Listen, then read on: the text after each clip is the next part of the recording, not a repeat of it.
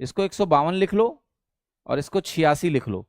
अब डिवाइड करके इसको सॉल्व कर लो, अगर परसेंटेज निकालने की तीव्र इच्छा है तो। इतना 0.2 0.4 हटा के सॉल्व कर लो, आपको अप्रोक्सीमेट आंसर मिल जाएगा, ठीक ठाक गैप भी है। तो हमने कहा लाओ 100 से गुणा कर लेते हैं, ये हो गया। अब अगर काटने का मन है तो 2 से काट लो, ठीक है, 2 से काटोगे तो 50 आएगा यहाँ पर, और ये 43 हो गया, तो ये 43 हो गया। और यहाँ पर अगर मैं गुणा करूंगा तो 152 को अगर मैं 50 से गुणा करूंगा, 50 से गुणा करने का मतलब होता है आधा करके 100 से गुणा करना।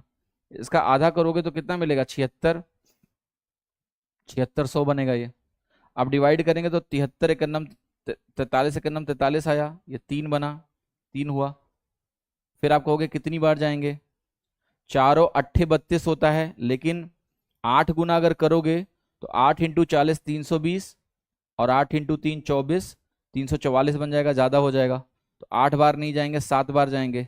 7 त्रिक 21, 7 चौक 28 और 2 30। एटलीस्ट इतना लिख के आपको पता है कि आपका आंसर 17 से शुरू है तो ए है।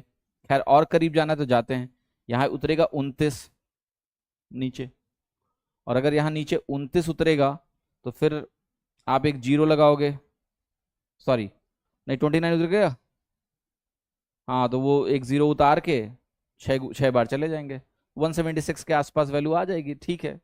6 बार 6 को 24 6 18 जा सकते हैं। तो कहने का मतलब ये है कि इट्स नॉट रिक्वायर्ड बेटा, समय की घोर बर्बादी ना करें।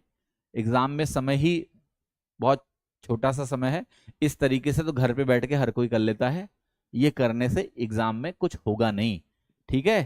थोड़ा सा स्मार्ट बनना पड़ेगा आपको, 176 मेंटली सोच के लगाना पड़ेगा कि यार 1.5 गुने से ज्यादा है, 150% से ज्यादा है, इसलिए 176 है, ठीक है। आ जाओ। Production of which type of crop was increasing in the year, production of which type of crop was increasing in each year in the given year. इन चारों में बताना है किसका प्रोडक्शन बढ़ता ही रहा है, ठीक है। तो देखते हैं, rice, oil seed, pulses, sugarcane, इन चारों को ही देखना है। तो हमें किसको नहीं देखना है, इनको इनको नहीं देखना है, इन्हीं चारों को चेक करना है कौन ऐसा है जो लगातार बढ़ रहा है। देखो ये बढ़ा, यस, ये बढ़ा, यस, पर ये घट गया तो नहीं है ये देखो ये बढ़ा, यस, बढ़ा, यस, बढ़ा, यस, बढ़ा, यस, बढ़ा, यस, बढ़ता ही रहा है लगातार।